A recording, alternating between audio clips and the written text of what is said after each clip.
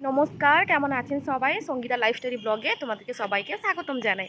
তো গাইস, আজকেও রেডি সেডি হয়ে সকাল সকাল পুরো বেরিয়ে পড়েছি ব্যাংকে যাওয়ার জন্য। বাট জানি না ব্যাংকে গিয়ে আদৌ আমার কোনো কাজ হবে কি না। তো চলো, ব্যাংকে তো আজকে অনেক কাজ আছে, তাই আজকে এখন বাজে 8টা টাইম। তো আমি এখন রাস্তায় আছি, ঘরে ইন্ট্রো দেওয়ার মতন সময় হয়নি। আর কালকে রাতে যা ঘটনা হয়েছে আমার সাথে সেটা তোমাদের সঙ্গে শেয়ার করব, বাট ব্যাংকের থেকে এসে। তো তোমরা চলো আর দেখতে থাকো ভিডিওটা। যদি ভালো লাগে তাহলে একটা সাবস্ক্রাইব করে দিও ভাই। সাবস্ক্রাইব করতে কি টাকা লাগে? করে দিও, like comment share and subscribe. Okay, Akash. আর চলো আজকেও ব্যাংকে যাই। জানি না আজকে ব্যাংকে গিয়ে কোনো কাজ হবে কি না আদৌ। তো তোমরা দেখতে থাকো অ্যান্ড সঙ্গে দেখো।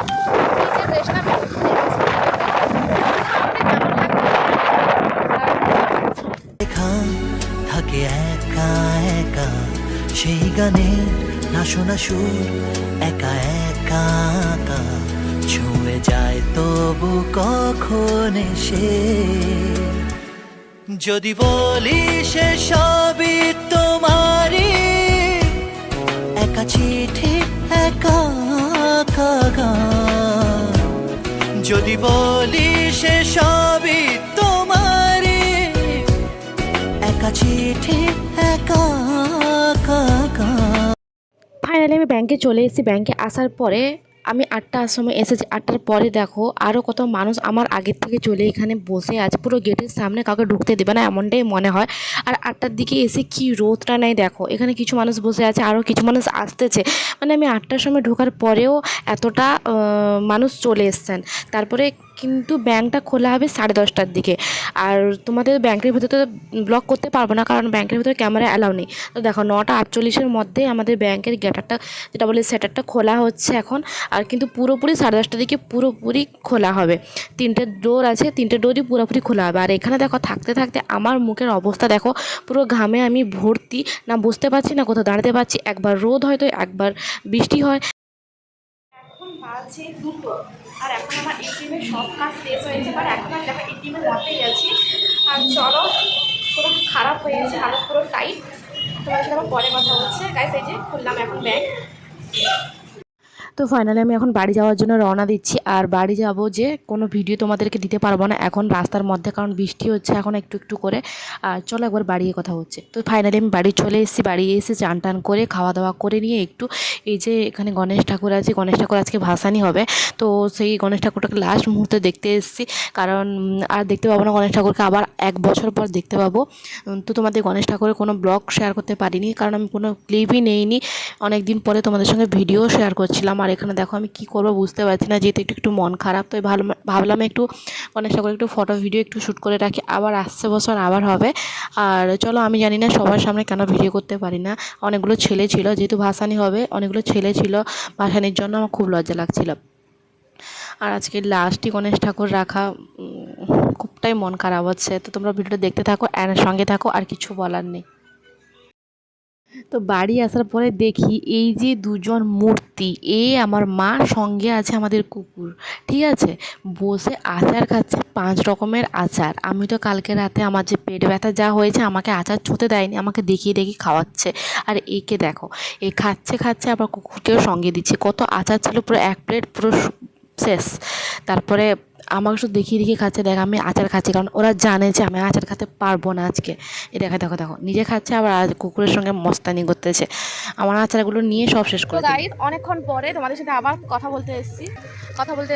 আমি ওইখান থেকে এসে, ব্যাংক থেকে এসে বৃষ্টিতে ভিজে ভিজে আসার পরে কি করব, প্রচুর তো খিদা লাগছিল। ওইখানে 2টার সময় আমি বেরিয়েছি, বাড়ি এসেছি 3টার সময় পৌঁছেছি। তারপরে একটু খেটে নিয়ে এই ঘুম থেকে জাস্ট উঠলাম। এখন বাজে কটা বলতো, 5টা। আর যে কারণে তোমাদের কাছে মানে কথা বলবো, সব কথা গুলিয়ে যাচ্ছে। কালকে রাত্রে আমি ভিডিও আপলোড করেছি, ভিডিও এডিটিং করে আপলোড করেছি।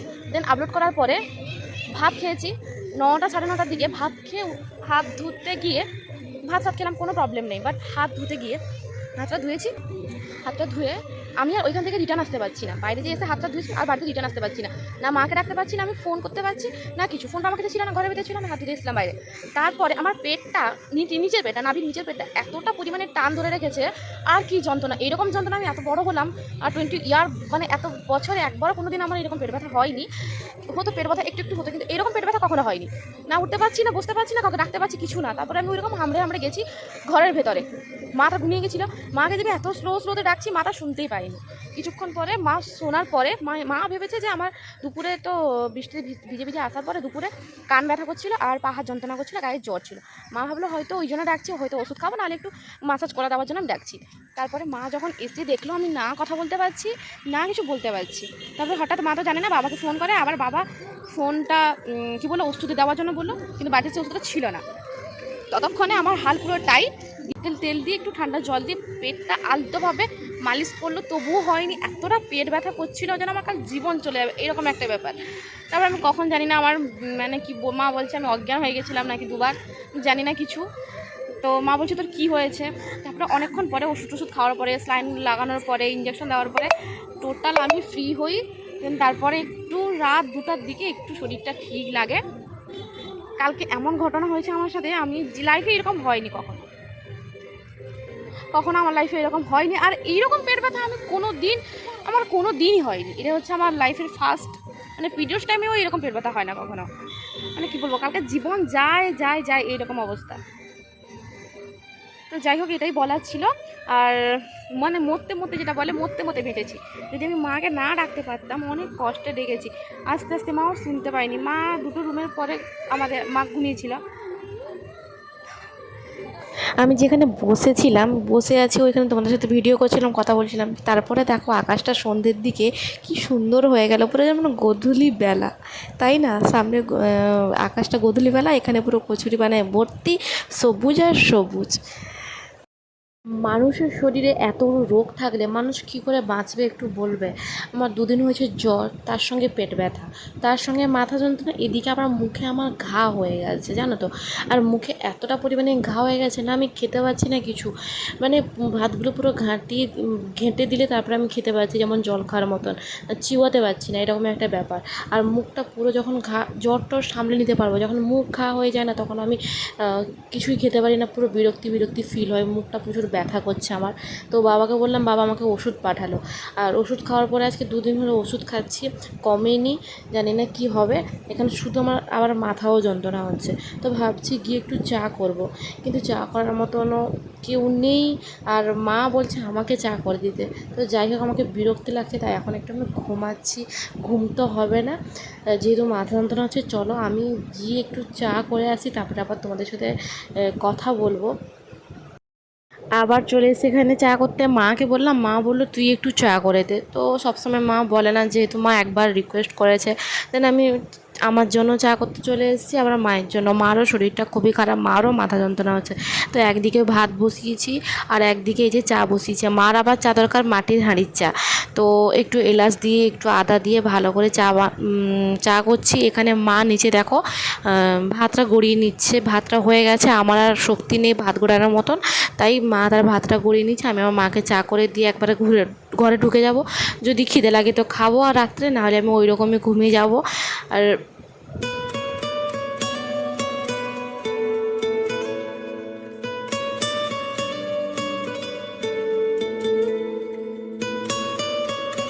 বন্ধুরা আমার মানে কি বলবো, কালকে তো যা হয়েছিল তোমাদেরকে ভিডিওতে বললাম, আজকে আবার দাঁত যন্ত্রণা হচ্ছে, মাথা যন্ত্রণা, আবার গায়ে জ্বর, আর আমার মুখে ঘা হয়ে গেছে পুরো। তো আমি কী করবো আমি বুঝতে পারছি না, কত ওষুধ খাবো জানি না, শুধু আমি মুখে খেতে পারছি না বলে এই যে দেখলো তোমরা বাবা ওষুধ পাঠিয়েছে খেলাম, আর কিচ্ছুটি ওষুধ খাইনি। আর প্রচুর মাথা যন্ত্রণা হচ্ছে, আর ঠান্ডা গলা ব্যথা, তাই জন্য আমি লাস্টে চা একটু করে নিয়ে এলাম, মাকে দিলাম, আর আমি মা ভাতটা গড়িয়ে নিয়েছে, আর আমি এখন চা করে নিজে খাচ্ছি গাইস। আর কোনো কথা বলছি না, তোমরা ভিডিও দেখতে থাকো। আর কি বলবো, এখানে ভিডিওটা শেষ করছি গাইস। তোমরা যদি ভিডিওটা ভালো লাগে অবশ্যই like comment share and subscribe করে দিও। আমার শরীরটা সত্যি ভালো নেই আজকে, তাই all of you, love you.